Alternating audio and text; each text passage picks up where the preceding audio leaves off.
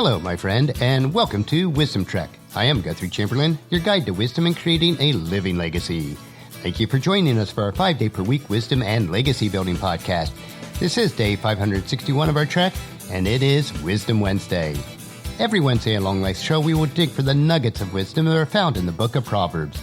Today will be a restart, and we'll have an introduction to the book of Proverbs. We are broadcasting from our studio, the Big House in Marietta, Ohio. Last week was a busy week, but it was productive. For one client, we are preparing information for their biannual audit, which requires assembling data for the past 2 years. Fortunately, most of the information is stored electronically and is organized. We're also still working on company and personal tax returns for clients, family members, and ourselves. Since I am creating this podcast prior to this last weekend, if all goes according to plan, we will be investing in a heavy-duty chainsaw, and we will begin the cleanup of the 4 large trees, which we had a tree service cut down for us. The weather is turning cold, though, this weekend, so we'll see how much we're able to accomplish. We do have an exciting announcement, and that is Paula has decided to begin her own podcast called A Quilter's Life, where she will be interviewing people who quilt and allow them to share their life as a quilter with the listeners. We have received very positive feedback to those that we have mentioned it to. We do feel that it will be well received, and we're excited for this challenge. As we have been working together in preparation for that, it is our hope that she'll be able to release her initial interviews within the next 2 to 3 months. Since Wisdom Trek is not an interview-based podcast, we have both been learning the additional aspects that are required to set up and interview others, most of which will be done remotely. At this time, Paula plans to have weekly episodes of The Quilter's Life, and I'll let you know when it is about to be released. This podcast is a new beginning for Paula, and as we look at our topic for Wisdom Wednesday, I have decided to start back through the book of Proverbs with a little bit of a different twist. Today we will look at a brief introduction of the book of Proverbs. Starting next Wednesday, I will read a short synopsis of each chapter and then read the entire chapter using a newer translation called The Voice, which is slightly more conversational in nature and will give us a different perspective on this book of wisdom. Each month, as I personally restart reading through the book of Proverbs, I do look forward to it with a new anticipation. So today let's begin with our introduction to Proverbs, which we will title The Beginning of Wisdom. The book of Proverbs is part of the Bible's wisdom literature. The Bible's wisdom literature explores the question, what does it mean to live well in God's world? You can think of it as sort of the good life for dummies. Wisdom literature comes in all forms: songs, stories, reflection, and romance. This book is primarily one form of writing called the proverb. A proverb is a short, pithy statement that contains a powerhouse of wisdom. A proverb is a type of poetry. However, the structure of Hebrew poetry is different from our English poems. In most simple modern poetry, like what we find in the greeting cards, 2 lines are made to rhyme with each other through their final words.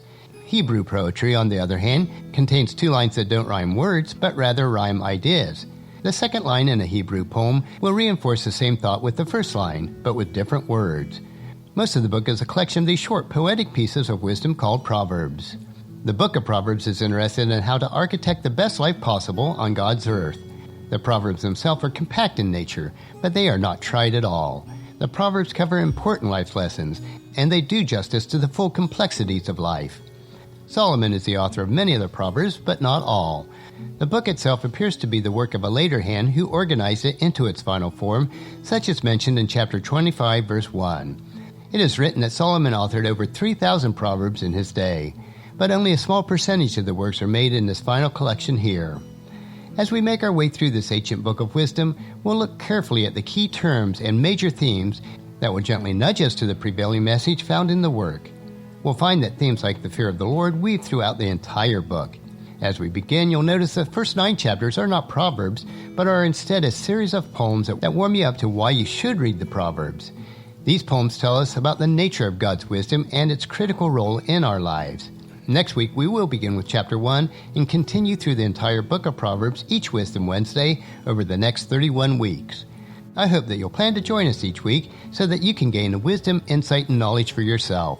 I've read through the book of Proverbs between 400 and 500 times over the past 35 years, and each month I am reminded of the great wisdom truths that are contained in this book. This habit has become the single most impactful practice in obtaining wisdom in my life. All the Proverbs provide us with rich wisdom, insight, and understanding on a myriad of life issues. And regardless of where you are on your faith walk, if the precepts of Proverbs are followed, your life will be rich and satisfying. I encourage you to take them and plant the seeds of wisdom in your heart so that you'll reap a harvest of wisdom throughout your life. Tomorrow we will hike another short trail on our Wisdom Unplugged series where we will discover an inspirational wisdom quote. So encourage your friends and family to join us and to come along with us tomorrow for another day of Wisdom Trek, creating a legacy. That will finish our trek for today. If you'd like to listen to any of the past daily treks or read the Wisdom Journal, they are available at wisdom-trek.com. You can also subscribe at iTunes or Google Play so that each day's Wisdom Trek will be downloaded to you automatically. And I thank you so much for allowing me to be your guide, your mentor, but most importantly, I am your friend as I serve you through the Wisdom Trek podcast and journal each day. And as we take this trek of life together, let us always live abundantly, love unconditionally, listen intentionally, learn continuously, lend to others generously, lead with integrity, and then leave a living legacy each day. I am Guthrie Chamberlain, reminding you to keep moving forward, enjoy your journey, and then create a great day every day. See you tomorrow.